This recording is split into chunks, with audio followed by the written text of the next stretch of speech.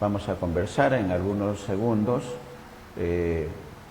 con una mujer profesional, analista social y política, ex viceministra del Ministerio de la Mujer, profesional, feminista además, como siempre gusta que la llamen sus amigos y quienes tienen la posibilidad de conversar sobre el día a día de nuestro país. Además forma parte del equipo de Bicentenarias, este programa que está de vacaciones en BIS Televisión y que muy pronto reinicia su tercera temporada en BIS. Nos estamos refiriendo a la doctora Rusela Zapata, ex viceministra, como señalamos, muy identificada además con el tema de la micro y pequeña empresa, y que vamos a conversar con ella en algunos segundos. Vamos a ver si ya tenemos el enlace. Me dice Lucero, que está en la dirección de cámara, que ya la tenemos a Rusela con la presentación del caso, destacada feminista de nuestro país, ex viceministra, una excelente profesional. ¿Cuál es la situación? Vamos a darle la bienvenida primero a Rusela. Buenas tardes, Rusela. Buenas tardes, Néstor. Muchas gracias por la invitación. Un gusto estar en nuestro programa ya en este 2023. Sí, estamos en días difíciles, en horas difíciles. ¿Cuál es el panorama que ve desde la perspectiva del analista social y política, Rusela? ¿Cuál es la situación que ves?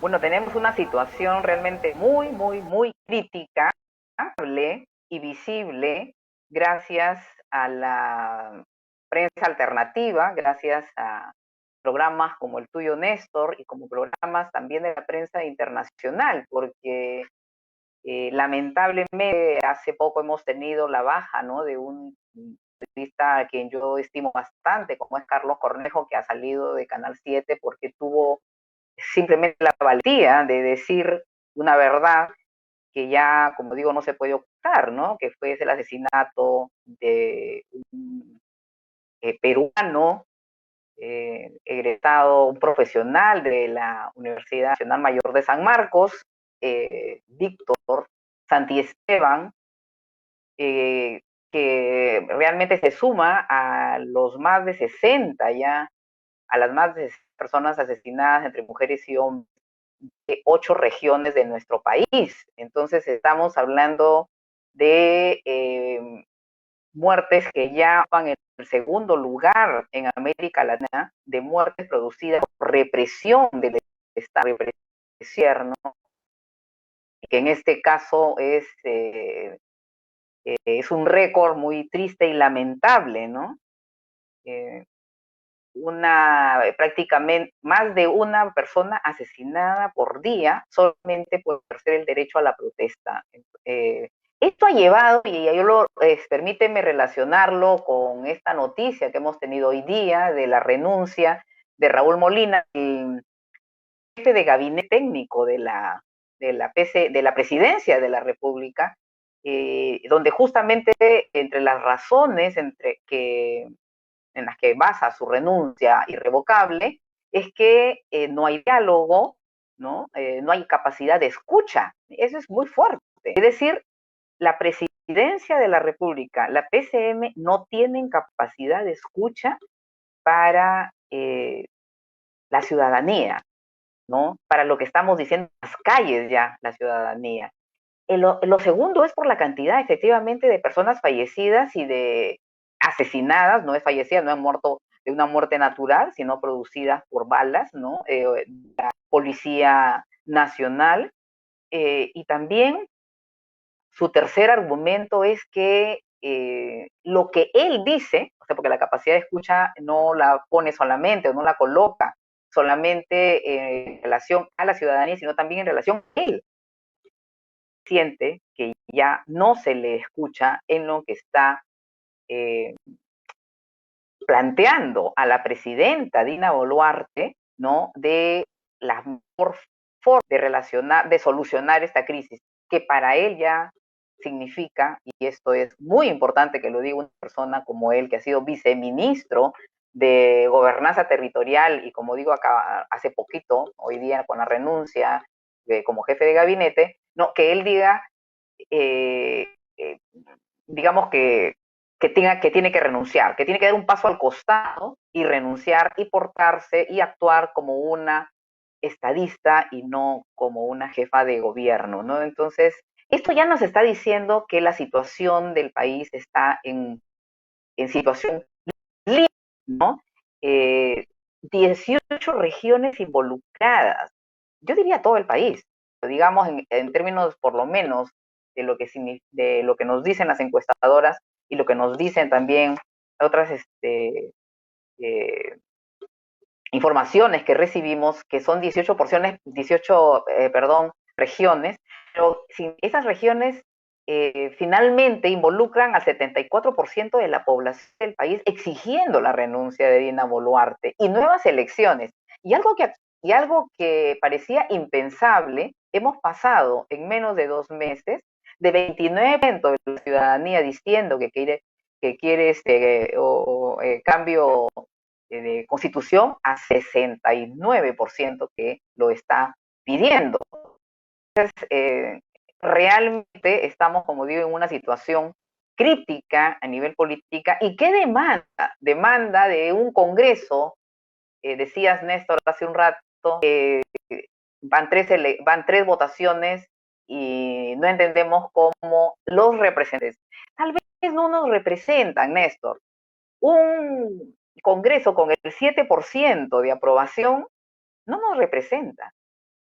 Han llegado ahí por el voto, ¿no? Es cierto, de la ciudadanía, el voto democrático, eso es inobjetable, no lo vamos a desconocer, o sea, somos democráticos, no somos personas democráticas, pero ahora solamente tienen la aprobación del 7%, si no menos, de la ciudadanía, ¿no? Y algo positivo, mira, quiero colocar en medio de toda esta gracia que estamos viviendo en el país porque estamos de luto nacional, eh, la emergencia de nuevos liderazgos que ya están ahí, pero que ahora han asumido esta defensa de la democracia y sobre todo de que no sean los derechos. Y me estoy refiriendo a las miles de líderes, a los miles de líderes de las comunidades nativas, de las comunidades campesinas, de las comunidades indígenas, de las zonas rurales de nuestro país, a las que se les sigue ninguneando, a la porta que mueran porque no viven en Lima y hay que defender Lima, o sea, hasta eso estamos escuchando, o que hay un señor Lazarte, lo debes haber escuchado Néstor también, que sin ningún empacho y sin ningún límite se refiere a que no importa cuántos muertos tengamos, si es que hay un control de esta parte de la sociedad que es la minoría, pero que ahora controla el Congreso, que ahora controla las Fuerzas Armadas, ¿no? Y que ahora se da el lujo de hacer donaciones a la policía, pretendiendo que esta policía sea afín a sus intereses. Entonces estamos en una situación política muy conflictiva, una situación Totalmente. social tremenda para el país, ¿no? Totalmente crítica la situación porque estamos ante autoridades, porque el congresista es una autoridad elegida, ¿no es cierto? Pero estamos ante, y la presidenta Boluarte transitoria también es resultado de una elección, es una autoridad, pero estamos ante un escenario, Bruselas, de autoridades sin autoridad, y sin autoridad moral sobre todo. Así es, dices bien, y son autoridades que no tienen ningún problema en que han sido elegidos hasta el 2026, algunos incluso argumentando que se han endeudado y que por lo tanto tienen que tener esos recursos para pagar esas deudas, ¿no? Y otras finalmente anotando que no quieren darle gusto, pues, primero eran una minoría y ahora simplemente no quieren supuestamente dar gusto lo que dice una ciudadanía a la cual no le dan el valor que deben darle. Se la dan a la hora del voto y lo de una manera muy contenta cuando se trata de realmente defender, primero cumplir lo que prometí a estas poblaciones, ¿no? Y después defender los derechos constitucionales y los derechos que tenemos las personas, también a rebelarnos contra aquellas injusticias, ¿no? Se dan, en este caso en nuestro país, bueno, no están, ¿no? Están no habidas estas autoridades por de espaldas a la ciudadanía. Entonces, no nos representan esto.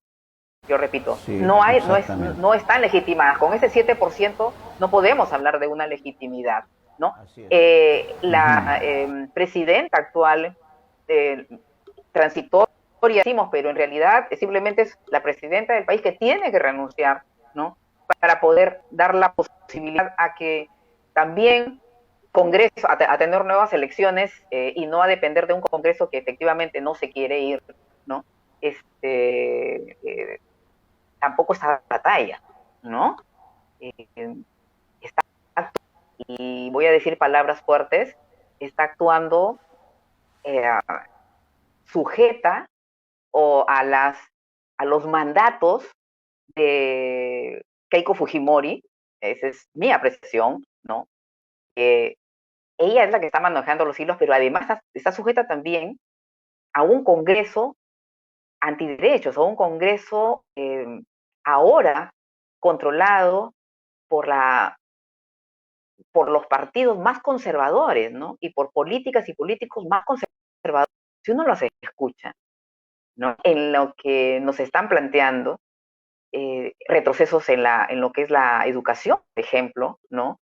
Donde no se quiere, ya no diría solamente respetar lo que significa el derecho a la igualdad y dentro de de oportunidades, incluso de concepciones relacionadas a las orientaciones sexuales, a la identidad sexual, que no educarlas para que sean homosexuales o dejar de que sean heterosexuales, sino que significa cómo pueden decidir sobre sus cuerpos y sobre todo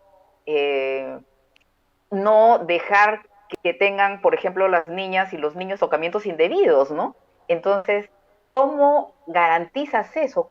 ¿Cómo proteges? ¿Cómo le das seguridad a esos niños dándoles información a los niños? Pero hasta eso está prohibido. Y lo que están pretendiendo al desactivar al Consejo Nacional de la Educación, al quitarle peso a SUNEDU, al haber, por Dios, no sé, yo no es tu Marcos, pero le tengo profundo respeto y aprecio al Marcos. He dejado su rectora que ingresen de una manera matonesca, ¿no? Que agredan a las mujeres, policías y soldados, ¿no? Y ella simplemente diciendo, yo no sabía que eso iban a hacer. O sea, la rectora Gerí. Tenemos problemas muy serios de machismo, Néstor. Estamos viendo episodios concretos de personas fascistas, de políticos fascistas y macartistas también. Y mira que lo que qué proceso estamos teniendo, ¿no? Y de partidos políticos que no son tales. No tenemos clase política, tenemos una involución de los partidos políticos. No tienen líderes estos partidos, tienen caudillos, líderes estos partidos, tienen dueños de familia, no tienen líderes estos partidos, tienen personas con dinero que son capaces de comprarlos o de tenerlos o de alquilarlos, lo que se llama vientres de alquiler. Cascarones de... Son cascarones completos. Y la pregunta es, porque la población crucela ha pedido cambios, ¿no? Y estos cambios no se dan. Sí. Y ha pedido los cambios desde antes de las elecciones de Pedro Castillo. Lamentablemente no se están dando los cambios. Hay una derecha que controla el Congreso de la República y una derecha todavía no dialogante, porque no hay diálogo. Y si no hay diálogo en el Congreso de la República, por eso estamos teniendo estos resultados para un tema como el adelanto de elecciones. La pregunta, hay mucho por hacer, muchos cambios, los partidos políticos no están representando, no representan, y hay que realizar también cambios en ese escenario. Pero en lo actual, en lo inmediato, en lo necesario para estas elecciones, ¿qué se necesita para que haya humo blanco? En el Congreso de la República ya el Ejecutivo ha planteado también su propuesta para que las elecciones sean en marzo de este año y en enero puedan asumir funciones las nuevas autoridades, que no va a cambiar mucho la situación, pero la población está pidiendo nuevos aires en el escenario del Ejecutivo y el Legislativo. ¿Qué tendría que ocurrir, Lucela, para que se den las cosas de la manera más rápida posible y no se incremente ya a los 60 peruanos fallecidos injustamente, innecesariamente, en este escenario provocado por muchos actores? Mira, a mí me parece que una de las premisas tiene que ver el cambio de acción es un diálogo entre las fuerzas políticas. Sin diálogo entre las fuerzas políticas no vamos a avanzar. Lamentablemente, el Acuerdo Nacional Activo, ¿no?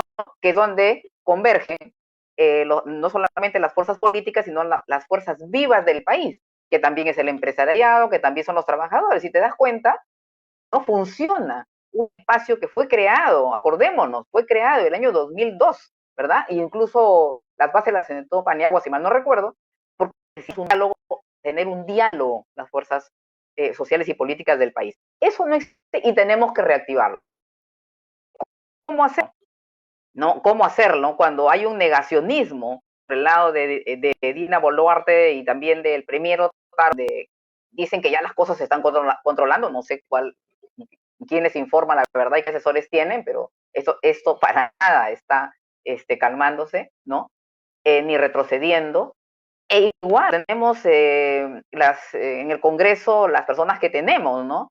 Porque no decimos que la izquierda tiene más razón que la derecha, o que la derecha es o sea, no, lo estamos diciendo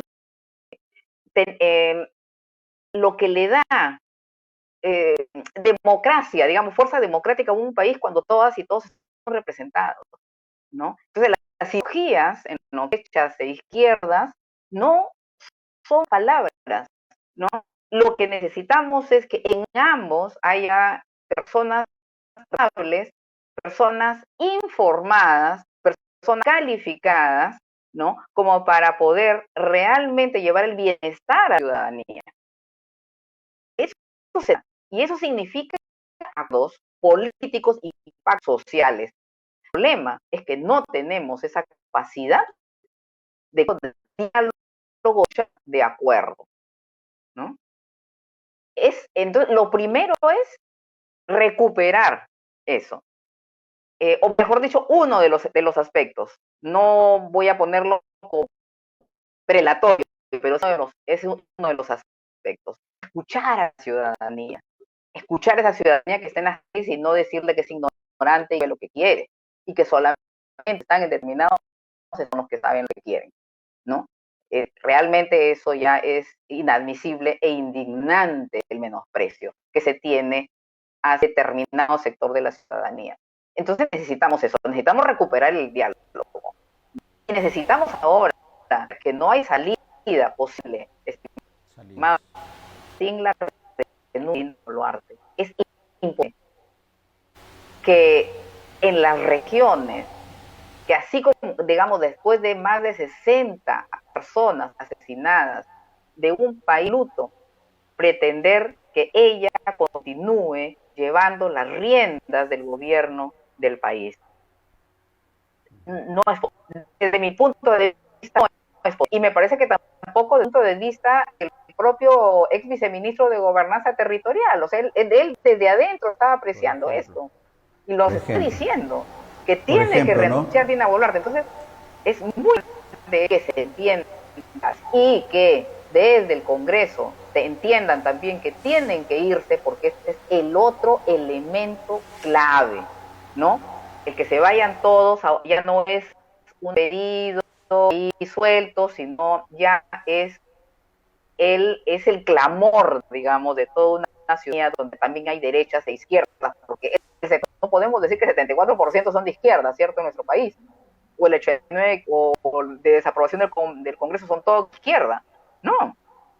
Hay gente de derecha también que está harta. Hay gente de derecha, ¿no?, que piensa en el país, ¿no?, que sabe lo que se está en relación a la democracia, y que no solo está pensando en su bolsillo directo o en aquello o favorecer a de mineras y constructores, en fin.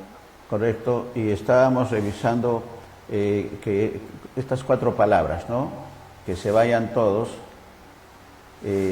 no son palabras, solamente es toda una actitud que está reflejada en las manifestaciones, en las protestas, en las encuestas, en los análisis y en los comentarios de personalidades, incluso, como tú señalas, Lucela, de Raúl Molina.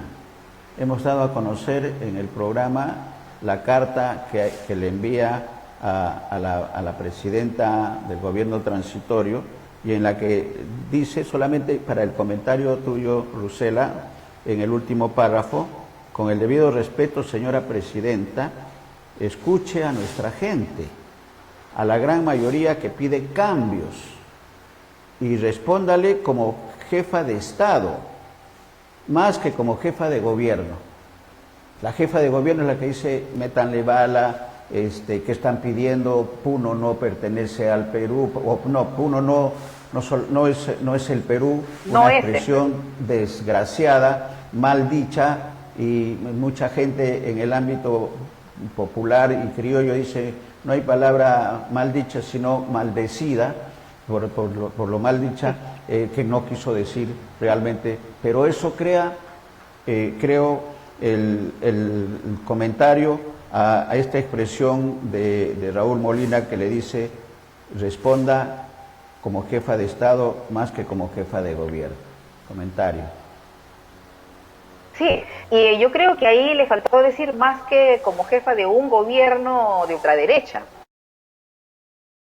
porque me parece que a eso se está refiriendo, justamente cuando dice, ya no es posible dejar de escuchar, ¿no?, a una ciudadanía que se expresa en todas las regiones y que ha tenido que venir a Lima para hacer sentir su presencia.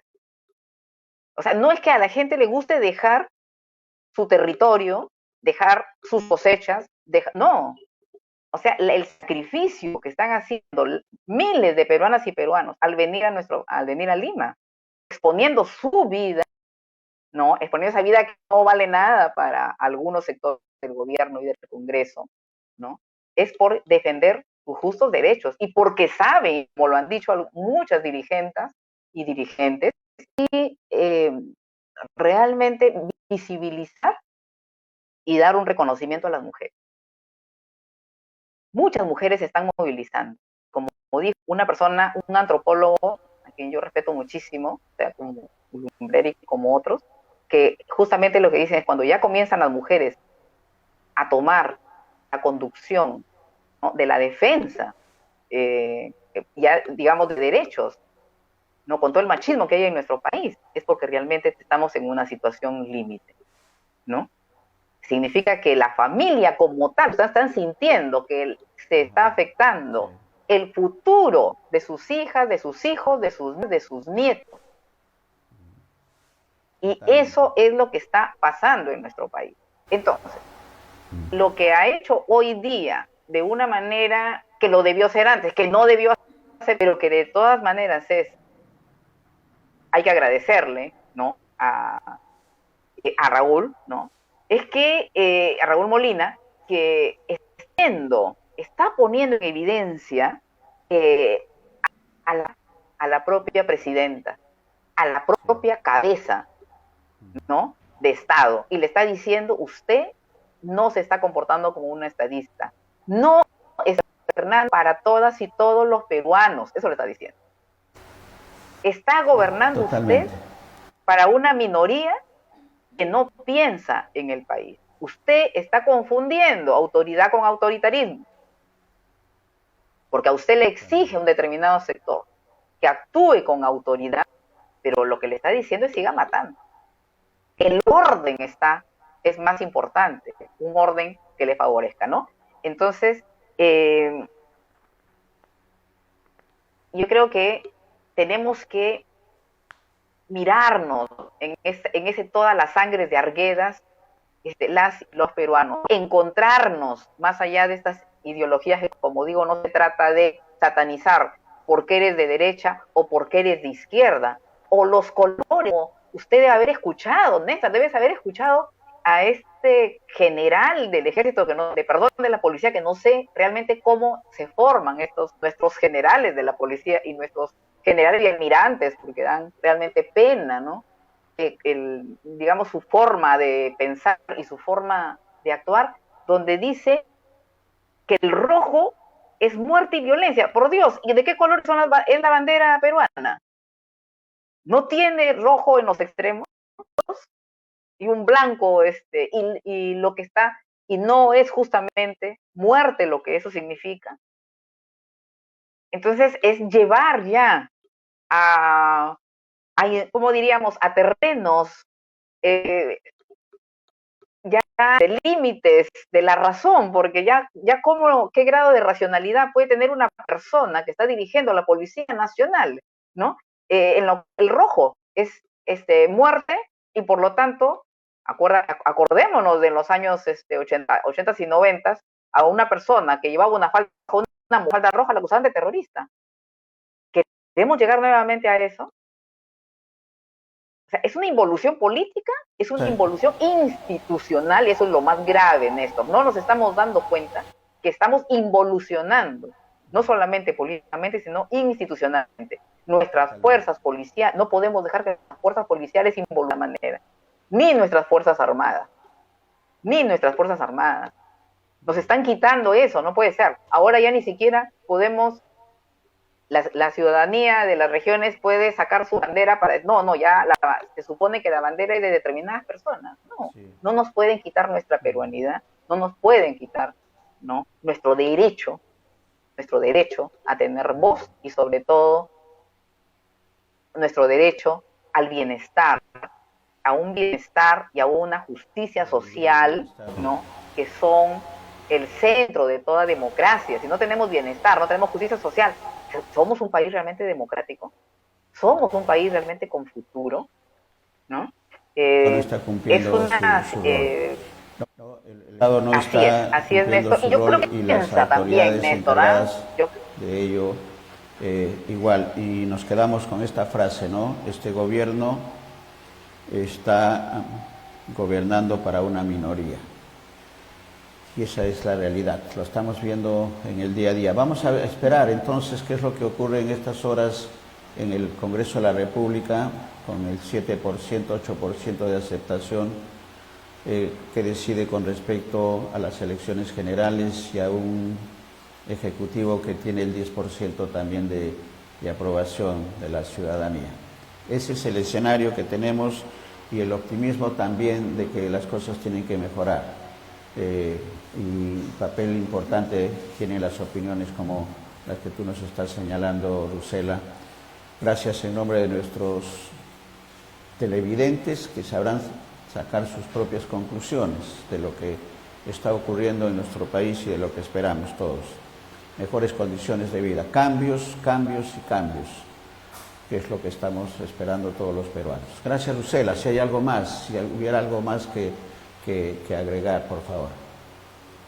Y yo realmente decirle a nuestros compatriotas que están en el Perú, que extranjero, a las personas extranjeras que le solidarizan y preocupan, ¿no?, por lo que nos está sucediendo, fuerza, mucha fuerza, continuar realmente siendo consecuentes con lo que pensamos. Tenemos que salir adelante como país. Creo que de las peores crisis también salen muy buenas oportunidades y no debemos cejar en eso, no debemos amilanarnos, no debemos perder la esperanza, ¿no? Sí va a ser posible que tener un mejor país porque cuenta con la fuerza, cuenta con la convicción, cuenta con el trabajo de todas y todos y de cada una y de cada uno de peruanos probos que queremos lo mejor para nuestro país. Y yo incluyo ahí a la prensa, a una prensa que tiene que también bajar prensa, que tiene que comprometerse más, Néstor, así como tú y así como otra prensa alternativa, que gracias a Dios, cuando soy cristiana, termino así, que felizmente tenemos todavía y gracias a la cual podemos enterarnos de lo que verdaderamente está pasando en nuestro país. Entonces, fuerza, no hay mal que dure 100 años, pero no vamos a, sino de esta tenemos que salir, ¿no? Con ya con posibilidades reales de cambio, ¿no? Sea a través de una constituyente o sea a través de aquello que podamos, de todas maneras, por el lado del Congreso. Y gracias, Néstor, por esta oportunidad. Y el optimismo es lo que los peruanos caracteriza también. Gracias, Usela. Vamos a estar atentos y volveremos a conversar en Abriendo Puertas. Un abrazo. Gracias. Un abrazo.